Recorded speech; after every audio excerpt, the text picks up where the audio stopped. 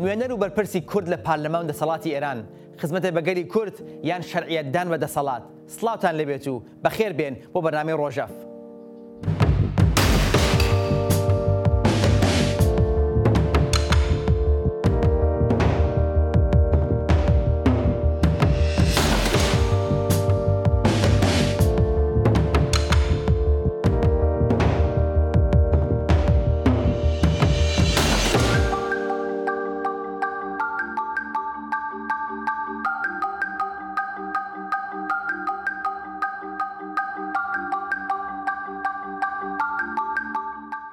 لە 40 ساڵ دەسەڵاتداری کۆماری ئیسلامی لە ئێران باسی شێوازی بەشداری یان بەگشتی بەشداری نەکردنی کورد لە دەسەڵاتدا بەردەوام مشتومڕی لەسەر بووە. پرسیاری سەرەکی بۆ ئەو کەسان و لایەنانەی کام بابەتیان بۆ خۆیان یەکلایی نەکردوێتەوە ئەمە بووەکە ئاخۆ کورد دەبێت و دەتوانێت هەوڵ بدات لە ڕێگای وەرگرتنی بەرپرسیارەتی لە یەک لە دەستگاکانی دەسەڵاتیان نوێنەرایەتی پارلەمانەوە خزمەتێ بەگەلی کورد بکات یا ئەم جۆرە بەشداریانە لە کۆتاییدا تەنیا شەرعیەتدانە بە سیستەمی سەرکوتگەلی کۆماری ئیسلامی و نەبۆ گەلی کورد. کورد سەرڕای شێوازی ڕوانی بەدەسەڵات ئەگەر بەشداری نەبێت کێ بۆ چارەسەرکردنی گرفتە ئاساییەکانی ژیانی ڕۆژانەی یارمەتی دەدات؟ ئازیزان بۆ باسەرمتەوەرە ئەمڕۆ لە بەرنامە دوومەمە لەگەڵ دەبێت. وێنەکەی بەرنامەی ئەمڕۆ کە لە ڕێگای سکایپ لەگەڵمان دەبن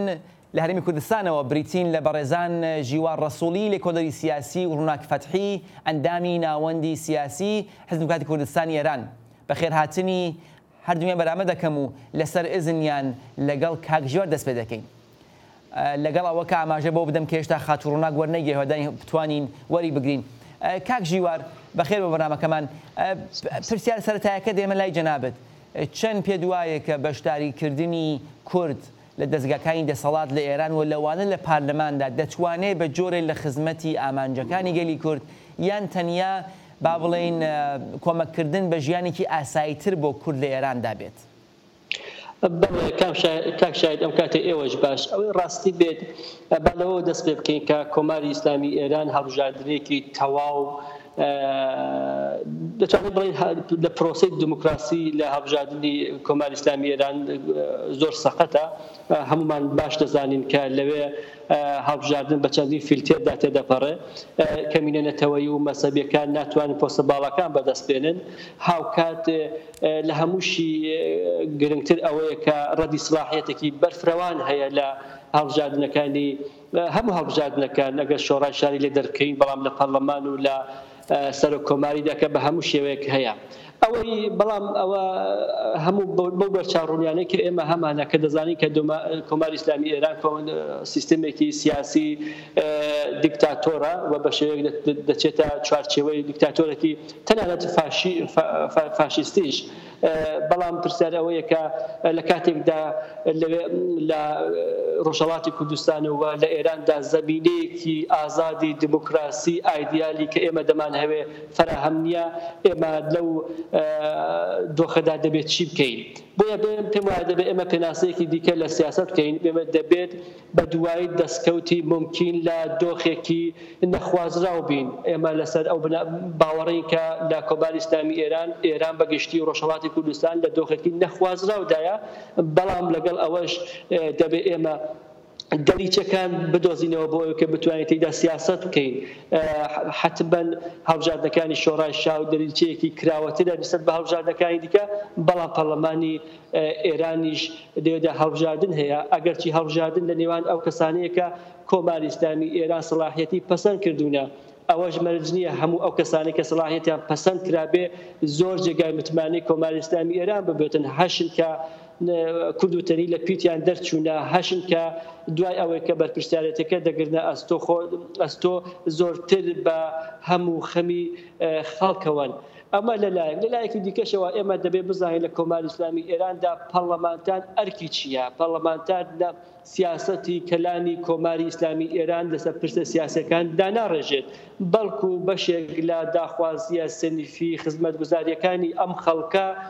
دەگەێنێتە گوێی بەرپرسان لە کابینەی دەوڵەتەوە. ئەو داخوازیانە بەشێکیان گرێدراوی خواستی خەڵکن، پرسی کۆڵبەریە، پرسی هەژاریە و لەداریە، پرسی بە میلیتاریەکردنی ئەو ناوچانەیە، پرسی بە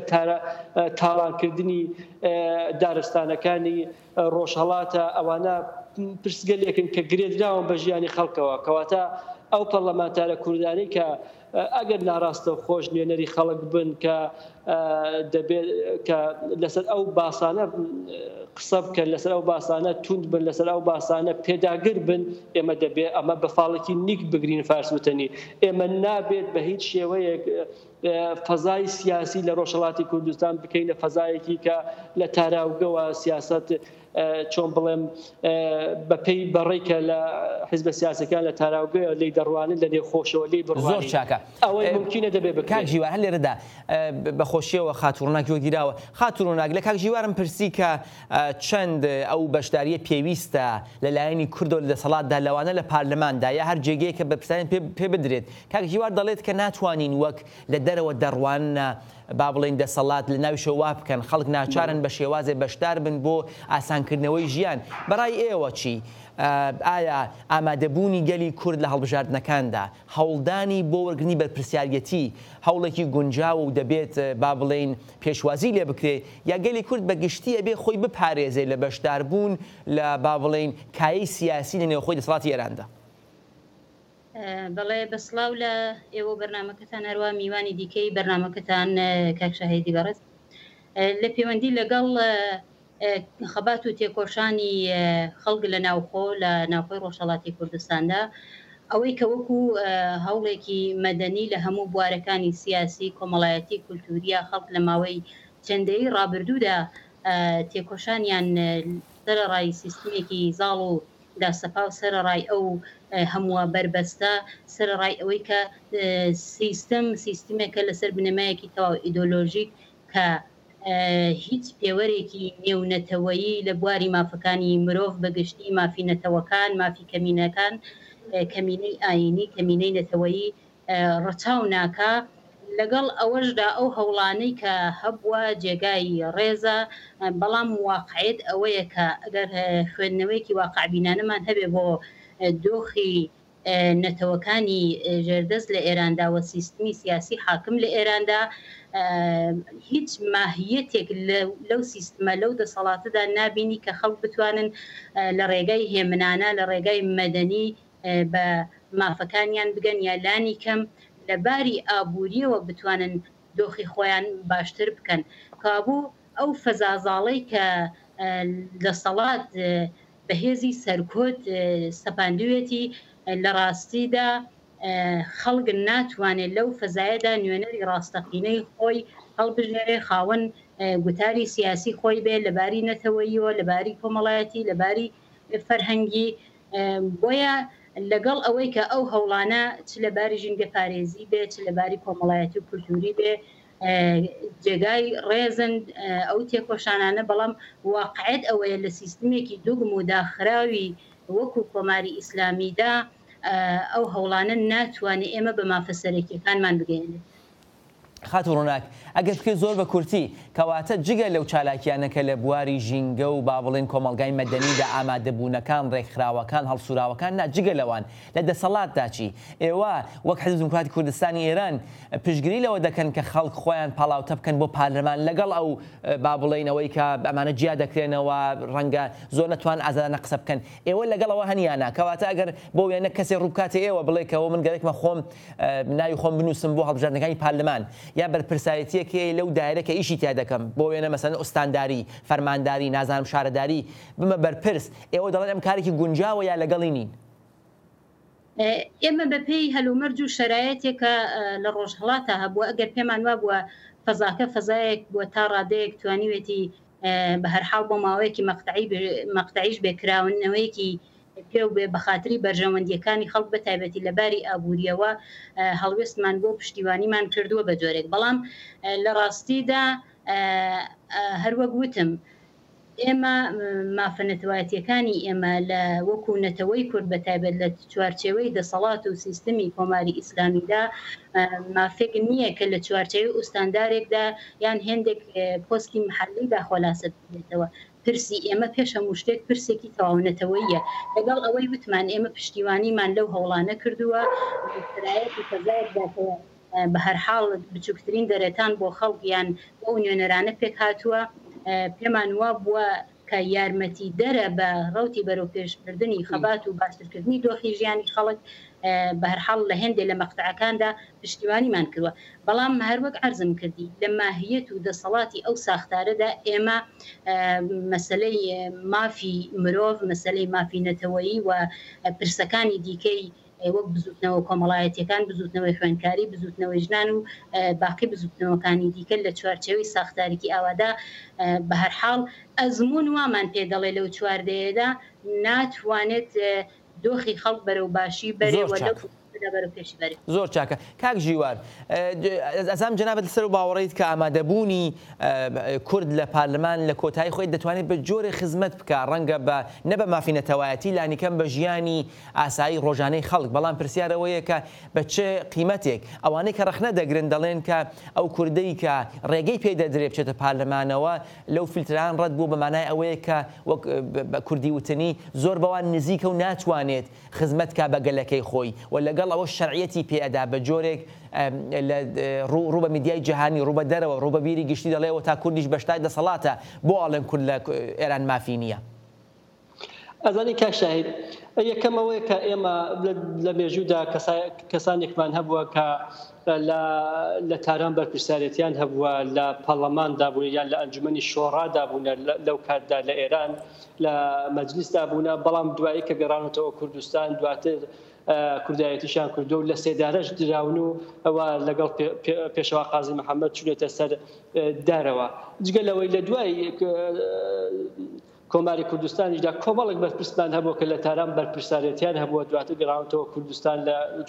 تێکەڵ بە ڕیزی خەباتی ڕزگاری خوازی نەتەوەی بوونە ئەمە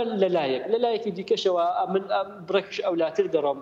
قەیچی دەکامە بۆ دەبێ حرام کەین لەوەی کە کۆمەڵێک لەو پەرلەمانتارانە ناخی خۆیان لە شوێنێک هەڵدەڕێژن و دەگەن ئەو قەناعاتی کە دەبێ جگەل لە مافە سێفیەکاندا تەنانەت باز لە مافە نەتەوەیەکانیش بکرێت بۆ دەبێ ئەوانە حرام کەین پێشوەختە ئێمە بڕیار بدەین کە هەر کەسێکە دەچێتە پەرلەمانی ئێران هەر کوردێک یان هەر کەسێکە پلەیەک وەردەگرێ لە کۆتاییدا ئەوە هەر بەو قەوانە بیکوتین کە سەلاحیەتیان لەلایەن شۆڕای نیگەهبانەوە پەسەند کراوە یان ڕەت کراوەتەوە. جەلال مەحموودزادە لە هەفتەی ڕابردوودا چی مابوو کە بیڵێ لە سەبارەت بە پرسە نەتەوەیەکاندا سەبارەت بە مێژووی کوردستاندا سەبارەت بە قوربانیەکاندا سەبارەت بە خواستی کورد لە کوردستانی ڕۆژهەڵاتدا چی ماوە بیڵێ هەموو ئەو شتانەی باس کردووە کە ئێمە پێمان خۆشە بڵێین کە پێشوەختە ئێمە بڕیارێک نەدەین لانی کەم سرە لە ناسرە جیا بکەینەوە لەنێ ئەو پەرلەمانتارانەی لەوێ هەنا خراپیش هەیە باشیش هەیە ناکرێت ئێمە خۆمان وەک حیزبێکی سیاسی خۆمان بێخاوەنددارەتی ڕۆژهەڵاتی کوردستان بکەین بەڵام هەڵسەنگاردن بۆ پەرلەمانتارەکان نەکەین نەزانین کامیان لەو 4 ساڵەدا چی کردووە ئەوەی دیکە چی نەکردووە. ئێمە نابێت جەلال مەحموودزادە ڕەسوول خزری فەرشادان یان تا ئاستێکیش شەهاب نادری کە لەسەر بە کۆڵبەران تون قسەی کردووە ئەوانە تێکەڵ بکەین بۆ نمونە لەگەڵ ئەحسەن عەلەوی دەگەڵ حشمەت الله فەلاحەت پیشە دەگەڵ میسری لەگەڵ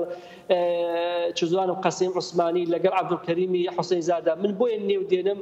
چونکە من ڕسێرچم کردووە من لەو ڕۆژەی وەکە باوەڕم بەوە هەبوو کە دەبێت لە هەڵبژاردننی پەرلەمانی ئێراندا ئێمە هەوڵ بدەین ئەوانەی کە لانی کەم باشتن یان کەمتر خراپن بچن بۆ پەرلەمان چونکە لە نەتیجەدا هەڵبژاردنەکە لەوێ هەڵبژاردنێکی تەشریفاتیە و حکوومەت نایەت لەوێ ڕەوایی لەو هەڵبژاردنە وەربگرێت و ئوسوولەن حکوومەت کۆماری ئیسلامی ئێران ڕەوایی لە 80 میلیۆن کەسەکەش وەرناگرێت و ڕەوایی لە شوێنێکی دیکە وەردەگرێت کەواتە کە زمینەیەکی سیاسی بۆ بانگەشەی هەڵبژاردن دەکرێت و زمینەیەکی سیاسی ئێمە لەوێدا بابزانی کێ باشە و کێ خراپە و کێ کەمتر خراپە و هەشن کە باشن و تێکەڵیان نەکەین ناکرێت پێشوەختە ئێمە چونکە هەڵبژاردننی پەرلەمانی ئێرانمان بایکۆت کردووە پێمان وابێ مادام بایکۆتمان کردووە ئیتر حرامە هیچ کەسێکی باش لەو هەڵبژاردنە نایەتە دەرێ بەڵە کەسی باش دێتە دەرێ بۆ نمونە مەهەندیس ئەدیب ڕەچەڵەشکێنێکی گەورە کرد و فراکسیۆنی کوردی دامەزان بۆ نمونە حاسڵ داسا توانی زۆر پرسیینەتەوەی لە پەرلەمانی ئێران باس بکات و دواتریشە لەسەر هەڵوێستانە هیچ هینی پێ نەدرا و ئێستاش کە ئێمە باسەوە دەکەین پرسیار ئەمەوە ئێمە دەبێت فێر بین سیاست لە تاراوگەوە ناکرێت نابێ هێزە سیاسەکانی ئێمە پشتیان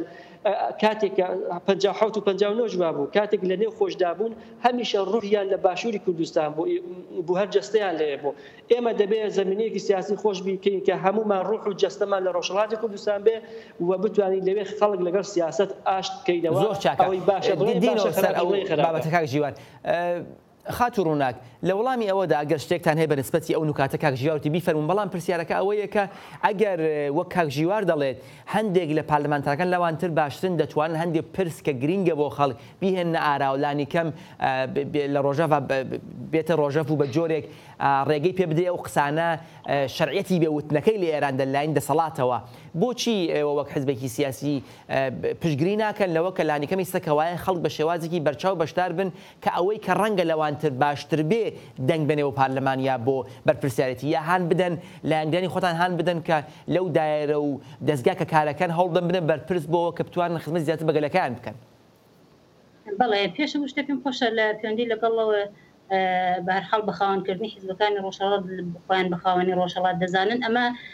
گوتارێکە ڕەنگە لە ڕابردوودا بەهرەحاڵ هاوسەنگیەکە بە جۆرێکی دیکە بووبێ بەڵام لە ئێستادا بەتایبەتی بۆ حیزبێکی وەک حیزبی دموکراتی کوردستانی ئێران کە خەباتێکی نوێی بە ناوی خۆرهەڵاتی نوێیان ڕاستان ڕاگەیاندووە ئەوە گوتاری ئەو خەباتە نوێ ئەوەی کە خۆی لەوەدا دەبینێتەوە فەلسفەی لێگرەدانی خەباتی شار و شاخ کە ئەوە خەڵکی کوردستانی ڕۆژهەڵاتن کە خۆیان بە خاوەنی حیزبەکان و خاوەندارێتی لە حیزبەکانی ڕۆژهەڵات دەکەن کە لە ناخی خەڵکدا بەهەرحاڵ ئەو حیزبانە هاتوونەتە ئاراوە بەڵام مەسەلەیە کە لێرەدا عەرزم کردی ئێمە کێشەی ئێمە لەگەڵ کۆی سیستمە کۆی مەشروعەتی نظامێکە کە باوەڕی بە مافی نەتەوەکانی ئێران و مافی کورد بە تایبەتی نییە گەلی کورد دەبینین بە درێژای مێژوو خاوەن خەبات و قوربانیدان و سەروەریەکە کە بەرحاڵ کەم نین ئەو فیداکاریانەی لە خەباتی ڕۆژهەڵاتە و لە بزاوی ڕزگاری خوازی ڕۆژهەڵات داوێتی بۆیە لێرەدا باز لەوە نییە کە ئەگە دەرەتانێک دەرفەتێک ئەمە ڕەخسا بێت ئێمە بەتایبەت وەک حیزبی دموکرات حەزەکەمەوە بە نمونە بێنەوە کە لە کۆنگرەی چواردەی حیزبدا دروشمی کۆنگرەی ئێمە دروشمی بە جەماوەری ترکردنی خەبات بوو لە ڕاستای ئەو دەرەتانانەی کە پێمان وا بوو دەتوانێت بە هەرحاڵ لە فەزایەکی تایبەتدا ساز بێوە پشتگیری بکەین کە خەڵک لە هەر دەرەتان و دەرفەتێک کە بۆی دەڕەخسێ بتوانێت کەڵ وەربگرێت لە ڕاستای بردنەپێشی بە هەرحاڵ قازانج و بەرژەوەندی نەتەوەکەمانە بەڵام عەرزم کردی ئەمانە هەمووی ئەزمون کراون ئێستا خەڵک ئیتر باوەڕی بە هەرحاڵ هاتووەتە ئاستێک باوەڕی بە ئەو دەسەڵاتەوە کۆی ئەو سیستمە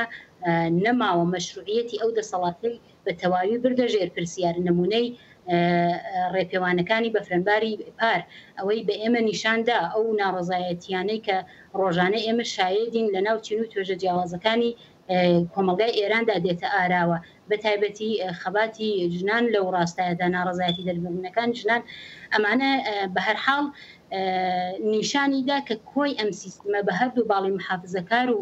بەقەول ئیسلاحخواست ئیتر لەلایەن خەڵکەوە قابلی قبول نیە دروشمی ئێستای خەڵک دروشمی گۆڕانی ئەو سیستمەیە و دابینبوونی سیستمێکی دموکراتیکە کە مافەکانی دابینکە هەر لەو ڕاستایەدا گوتاری ڕاستان هەڵگیری ئەو فەلسفەیەکە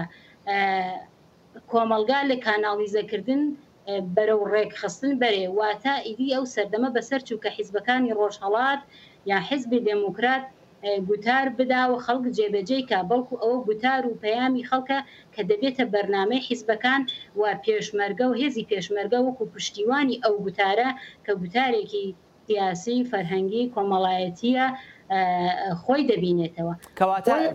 ڕووناکخان داوای لێبوردنەکەم هەر لێرەدا کەواتە پێشنیاری ئەوە ئەوەیە ئەگەر من باش تێگەیشت بێتم بە ڕوونی کە بۆ وێنە ئەگەر ئەم بەهارە هەڵبژاردنمان هەبێت بۆ پارلەمان یا ڕێگە بدرێت کە هەر لەو چوارچێوەدا ئەوانەی کە با بڵێن تایید سەلاحیەت بوون ئێرانی وتنیەکەی فارسی وتنەکەی بن بە بەرپرسیارێک ئێوە حیزب دموکراتتان وایە کە ئەم بەشداری بوونە گونجاو نییە و باشتر وایە خەڵک بەشدار نەبن نە دەنگ بدەن نەخۆشیان پاڵاوتە بکەن دەفەرمووی پرسیاری پێش فەرمووت کە پەیوەندی هەیە بە هەلومەرج تایبەتەوە لە هەلومەرجی ئایستادا با بڵین ئەم ساڵ هەڵبژاردن دەکرێت لە ئێراندا پێشنیاری ئێوە چییە بۆ گەلی کورد چیان ئاراستە دەکەن لەم بوارە ئەگەر کەسێ بێ لێەوە پرسیار بکات بەڵێ دیارە وەک هەڵوێستی حیزبی دموکرات ئێستا حیزبی دموکرات بە فەرمی هەڵوێستێکی ڕانەگەیاندووە کە ئایا بۆ دەورێکی دیکەی هەڵبژاردنەکان هەڵوێستی سیاسی ئێمە چۆنە بێ بەڵام بەڕای شخصی خۆم ئەو سیستمی ئێستای کۆماری ئیسلامی و بە هەرحاڵ کۆی ئەو نظامە هەم لە ئاستی ناوچەی هەم لە ئاستی نێونەتەوەیی لە قەیرانێکی تەواو کۆی ئابووری سیاسیدایە کۆماری ئیسلامی هەنگاو بە هەنگاو مەشروعیەتی خۆی لەدەست دەدا و بەرەو داڕمان دەڕوات کەوابوو لەوەها دۆخێکدا سەرکوت زیاتر دەبێ بە بڕوای من دەرەتانێک نییە بۆ ئەوەی کە ئەسڵن هەڵبژاردن مەشروعیەتێکی خەڵکی نییە لە ناو نظامێکی وەکو کۆماری ئیسلامیدا تا ئەوەی کە ئێمە وەکو دەرفەتێک چاوی لێکەین بۆ بردنە پێشی مافەکانی خۆمان لەو چوارچەوەیدا بۆیە بەڕای من شرایەتی ئێستا شرایەتێکی تەواو خاصە جمهوری ئیسلامی لە ئاستی نێونەتەوەی تەواو منزەری بووە لە ئاستی ناوخۆیی حرەکەتی ناڕەزایەتیەکان تەواو پەرەی سندووە ئێمە دەکرێت لە ئاراستەی بەهێزترکردنی خەباتی خەڵک لە ناوخۆ لە چوارچەوەی مقاومەتی مەدەنیدا چالاکیەکانمان بەرینە پێش تا ئەوەی کە پاش ئەزمونکردنی چواردەیە لەو دەسەڵاتە کە هیچ مافێکی کورد و نەتەوەکانی دیکەی دابین نەکردووە بین دووبارە بە دوای دەرفەتی دیکەدا بگەڕین زۆر چاکراوە ئەزمونێکی شکست خواردن تاو بۆ زۆر چاکە کاک ژیوار ئەو شتانە کە ئەو نوێنەرانەکە و ئاماشتان پێدا بەنێو ڕەنگە وەک بەڕێزت فەرمووت ئەگەر من باش تێگەیشت بێتم قسەی خەڵک دەکەن حەزی خەڵک دەگوازنەوە لە وتندا با بڵێن باسی ئەو مافانە دەکەن قسەی سەرکوتی کۆڵبەران دەکەن پرسیارێک ڕەنگە ئاراستی و بێ ئەوەی شەوەیە کە ئێستا بەبوونی تۆڕە کۆمەڵایەتەکانەوە بەبوونی تەلەڤیزیۆنەکانەوە میدیاکانەوە خەڵک ئاگایان لەو شتانە هەیە و بە زۆری قسەی ئەوانە دەکرێت ئەم نوێنەرانە چۆن دەتوانن بەکردەوە هەنگاوی بوو ئەسڵ ڕێگەی ئەویان هەیە ئەسڵ سیستمەکە ڕێگەی ئەویان پێدا بەکردەوە هەنگاوی بۆ هەڵبگرن ئەوەی کە قسەی کوشتنی کۆڵبەرەکان بکرێت ئەوە کە قسەی بکرێت کە خەڵک مێژوویەکی هەیە نابێت سەرکوت بکرێت لە عێراق لە تورکیا لە ئێران لە سووریا ئەم قسانە زۆر گونجاوە زۆریش باشە بەڵام ئەگەر ڕەنگە 20 ساڵ لەمەوبەر وتنەکەی زۆر سەیر و سەمەر بووە ئێستا ئەوەها میدیا و کاناڵ و پسپۆر و کەسایەتیەکە و قساناکەن ڕەنگە ڕخنەگران لە بەڕێزت بڵێن کە ئەمەیتر بایەخی وای نییە ئەگەر بەکردەوە نتوانانی کارێکی بۆ بکەیت تەنیا بە وتنەکەی وەک مسەکنێک عمل دەکا خەڵتنە ئەوشکر و قسە کراوە تەواوەیتر هەوڵێک نادەن بۆ گۆڕانکاری ڕاستان ڕخنە ئەزانی کاک شاهید ئەمە هەمومان دەزانی کە سیستمی کۆماری ئیسلامی ئێران سیستمێکی چۆن بڵێم یەک ئاراستەیە ئەگەر قەدیم خەڵک پیوا و بێ دوو ئاراستەیە و بۆ نمونە ئیسلاح تەڵەب و ئوسولگەرای دەوڵەتی هەیە ئێستا ئەوەش نەماوە واتە من دەمەوێت بڵێم کە تەنانەت زۆرینەی فراکسیۆنی ئومیدی کە سەر بە ئیسلاح تەڵەبە دەوڵەتیەکانن هاوکات ئەوانە پشتیوانە لە سەر کۆمار کردووە سەر کۆمار بۆتە سەر کۆماری ئەم وڵاتە ئێستا ئەوانیش ناتوانن کە داواکاری زۆرینەی خۆیان کرد دەرون سیستمی ناوە دەرون حاکمیەتینە تێبپەڕێن وە کەمینەیەک بەسەر ئەوانیشدا زاڵە و ئوسولیان هێزێکی دیکە هەیە کە هێزێکەیە و شوێنێکەیە کە بەسەر کۆی پرۆسەی سیاسی پەرلەماندا زاڵە کەواتە ئەمە ئەوە بڕاوەتەوە کە لە کۆماری ئیسلامی ئێران هێزێکی دیکتاتۆری تاگڕەهاندی و تاکبۆڵیەکە کە یەک ئاراستەی هەیە و ڕێبەر بڕیار دەدا و هێزە ئەمنیەکانی نزیک لە خۆشی شتەکە دەبردرێنەوە بەڵام ئێمە باسەکەمان لە سیستمی لە پەرلەمانتارە کوردەکانی ڕۆژهەڵاتی کوردستانە مادام لە هەڵبژاردنێکی جەستە و کوڕختەدا کۆمەڵێک کورد دەچن بۆ پەرلەمانی ئێران ئەوانە دەبێت چۆن بن ئێمە دەتوانین چۆن دەتوانین ئێمە باز لە تۆسعی سیاسی بکەین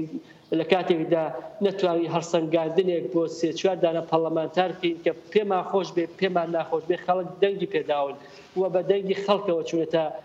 چونێتە ناو پەرلەمانەوە باسی من لەگەڵ ئەو برادرانەی کە زۆرینەی حیزب سیاسەکان کە دژی ئەوەنەوە پێشوەختە پیان وایە ئەوانە جاشن ئەوانە سەر بە سوپای پاسداران ئەوانە ئیکسن ئیگرێگن هەموو ئەو شتانە ئەوەیەکە ئێمە دەبێ ئەزانی ئەو خاتونە باسی لە شتێک کرد باسی لە خەباتی مەدەنی کرد لە چالاکی مەدەنی کرد بە کەسایەتی مەدەنیەکان کرد باوەڕ بێ کاک شاید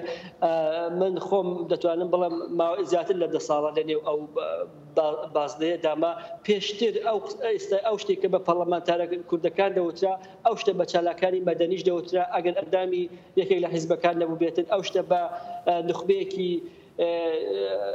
ژیگە پارێزیش دەوترا بە ڕۆژنامە نووسێکی دەرەوەی بازدەی خۆشیان دەوترا کە ئەوانە لە شوێنێکی دیکەوە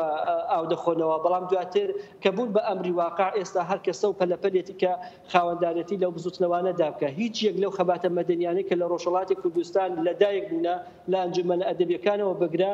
لە ناوەندە ژینگە پارێزیەکانەوە بگرە لە ڕێکخراوە سێنفیەکانەوە بگرە هیچیان بەرهەمی باوەڕ و خەباتی ڕاستەقینەی ئازادی سیاسی دەرەوەی ڕۆژهەڵاتی کوردستان نین و ئوسولەن باوەڕشیان پێ نەبووە کە دەتوانین لەسەر ئەو باسە باوکەین بەڵام کە بوون بە ئەمری واقعێکی بەهێز ئیتر هەر کەسە و بەداخەوە پەیوەندیەکە لەگەڵ کاکجیوار بڕا کاتێ مەنامەوە هەوڵە دەین دووبارە پەیوەندی بکەین خاتو ڕووناک ئاگات لە با بڵێن وتەکانی کاکجیوار بوو بەڕای بەڕێزت ئەوە ڕاستە کە ئێوە وەک حزبی سیاسی تەنیا کاتێ لەگەڵ واقعی سیاسی ڕۆژهەڵات ڕێکەوتون کە وەک ئەمری واقع تەحمیل بوو بە ئێوە کەواتە ڕەنگ ئەگەر ئێوە شەیەکە چالاکی سیاسی لە نێو قەوارەی کۆماری ئیسلامی بە هەموو گرفتەکانیەوە بە هەمووی بەبەستەکانیەوە بێ بە ئەمری واقع ئێوە هەوڵ بدەن کەڵکی لێوە بگرن وەک باڵێک لە خەباتەکەتان ینی هەم خەباتی پارلەمانی و هەم خەباتی سیاسی هەم خەباتی شاخ و شار بە جۆرە پەیوەندی پێکەوە بدەن. بڵێ من عەرزم کردی ئێمە ئەوەڵەن دژایەتی هیچ چالاکیە کە لە خزمەت بەرژەوەندیەکانی نەتەوەی کورددا بوو بێ یان لە خزمەتی برنەپێشی پرسی نەتەوەکانی ئێران بەگشتی بوو بێ نەبووە ئەمە بە هەرحاڵ ناکرێت لە ڕوانگەیەکی تەواو دوو بم و بەو شێوە مۆتڵاق بەرحاڵ ئەم بەرچەسبە لە حیزبەکانی ڕۆژهەڵات و حزبی دموکرات بدرێت کە دژایەتی لەگەڵ هەر چالاکێک بووە بە پێچەوانەوە گوتاری نوێی حزبی دموکراتی کوردستانی ئێران کە سەرچاوەگرتو لە گوتاری سیاسی سەر دەمچوور و توێژەکانی کۆمەلگای کوردستانی ڕۆژهەڵات بووە توانیوێتی گوتارێکی سیاسی کولتوری کۆمەڵایەتی بە هەرحاڵ بچووکترین دەرەتانەکان کە هەبووە لە ناوخۆ لە ڕاستای پێشی پرسی نەتەوەیی و پرسەکانی دیکەی کۆمەلگا کەڵ وەربگیری بۆیە ئێمە لە ڕابردوشدا ئەوە مێژوو هەیە و ئەوە بەرحاڵ سیاستەکان ڕوونە و شەفاف ڕاگەیەندراوە ما حیزبی بوون شەفاف بوون لەگەڵ خەڵکی خۆمانە لە هەر مەقتەعێکدا زانی بێتمان قازاند و بەرژەوەندیەکانی خەڵک لە هەر دەرەتانێکدا بەرحاڵ بۆیان دێتە پێشەوە پشتگیریمان کردووە پشتیوانیمان کردووە و هیچ کاتێکیش عەرزم کردی ئێمە خاوەندارەتی بەتەنیا هیچ حیزبی خاوەندارەتی لە خەڵکی ڕۆژهەڵات نەکرۆ بەڵکو ئەوە خەڵکی ڕۆژهەڵاتە خاوەنداریەتی لە گوتاری سیاسی حیزبەکانی دەکات ئەم حیزبانە بتوانێتەوە هەڵقوڵاوی ناخی ئەو کۆمەلگان کاریگەریان هەبووە خاوەن پێگەی مێژوویین و لە ڕاستای بەرژەوەندیەکانی خەڵکدا بەرنامەکانیاندا ڕشتۆ بۆیە بەو شێوە مۆتڵاقگەرا و بەرچەسب لێدان بەوەی کە بەرحاڵ ئێمە پێمان وابێ کە کەسایەتیەک یان ئەو کەسانەی وەکو نوێنەر کە نوێنەری بەشێکیان بەڕاستی نوێنەری ڕاستەقینەی خەڵک نەبوون نوێنەرێک بوون کە بەرحاڵ لە فیلتەرها جیاوازە تێپەڕێون بەڵام لەگەڵ ئەوشا ئێمە کەسایەتی نیشتمان پەروەرمان لە ناوخۆیە لەجبار زۆر بووە توانیوێتی لە دەرفەتەکانی استفادەکە لە بوارە جیاوازەکانەوە بەتایبەت لەباری فەرهەنگیەوە کەسایەتی نیشتمان پەروەری ئاینیمان هەبووەوە لەباری فەرهەنگی وەک عەرزم کردی لەباری ئەدەبی لە بواری کۆمەڵاتی لە بواری سیاسی بە جۆرە لە جۆرەکان ئێمە هیچ کاتێک زۆر چاکە خاتو ڕووناک ببوورە بەداخەوە نەمانتوانی کاکجیوار بگینەوە هەوڵماندا گرمان دووبارە بڕایە چرایەوە نازانم لەگەڵمانە کاکجیوار کاک ژیوار وەک شتێ وەرگران کاک ژیوار ئەو بووین ئەو پرسیارە کاک ژیوار چەند بەوە هیواداری جەنابەت ئەو ڕخنەت گرت لە حزبەکان کە ئەوان دوای ئەمری واقع کەوتون و قبوڵیان کردووە دیارە بەڕێزت نەبووی خاتوڕۆنا گوتی وان نییە ئەو ڕخنە تەواو نییە بەڵام ئیستا پرسیارکە لە جەنابەت پێم وایە کەمتر 2 دقەمان ماوە ئەوەیە کە چەند پێت وایە کە هەل لە چوارچێوی ڕوانینی جەنابەت بوونی نوێنەر لە پارلەمان و بەشداری لە دەسەڵاتی کۆماری ئیسلامیشدا دەبێتە ئەمری واقع و بە شێوازێک کۆمەک دەکا با بڵێن دەستەبەکردنی مافی گەلی کورد هەر لەو چوارچێوەدا چەند ئەوە لە داهاتوودا دەبینی پێ دوایە ئەمە ڕێگەیەکە کە دەبێت درێژەیە هەبێت و دەتوانێت با بڵێن قازانجی ببێت کاشای بە هیچ شێوەیەک من پێم وانییە کە خەباتی پەرلەمانتاری بەو شێوەیە کە لە وڵاتانی دیکەدا هەیە لە کۆماری ئیسلامی ئێراندا هەم هەیە و هەمیش سەر دەگرێت و ئوسولەن پێم وانییە بەگشتی مافە نەتەوەیەکانی گەلی کورد و مافە سیاسەکانی کە هەمومان داوا دەکەین بە حیزب سیاسەکانیشەوە ئوسولەن خروجیەکەی لە پەرلەمانی جمهوری ئیسلامی ئێراندا دەبێت ئەمە باسێکی دیکەیە باسەکەی ئێمە شتێکی دیکەیە باسەکە ئەوەیە کە ئێمە ئایا دەبێت پشتیوانی لە خەباتی هێندێک پەرلەمانتاری کوردی ناو پەرلەمانی ئێران بکەین کە قسەی باش هەنگاوی باش داهاوێن یان نەهاوێن ئەم سیستەما لە پەرلەمانی ئەگەر سەتی هەموو پەرلەمانتارانی نێو پەرلەمانی ئێران بڕیار بدەن کە بۆ نمونە ویلایەتی فەقیه نەمێنێ بۆ نمونە بەشێک لە دەسەڵاتەکانی ڕێبەری ئێران کەم بکرێنەوە بۆ نمونە سوپای پاسداران زۆر سپاس ئەوانەکە ئەوە ئەستەر ناگرێت زۆر سپاس ئەوەیە بەداخەوە دەبێت پشتیوانیان لێ بکەین یان نا بە بەڕای من دەبێت پشتیوانی زۆر سپاس لە هەردوومای بەڕێزی بەرنامە کاک ژیوار ڕەسووڵی لە کۆدەری سیاسی و خاتوڕناکی فەتحی ئەندامی ناوەندی سیاسی حزب دیموکراتی کوردستان یان و ئێوەی ئازیز کە تا کۆتایی بەرنامە لەگەڵمان بوون تا بێگەیشتنەوەیەکی تر ژیانتان پڕ لە شادی و سەرکەوتن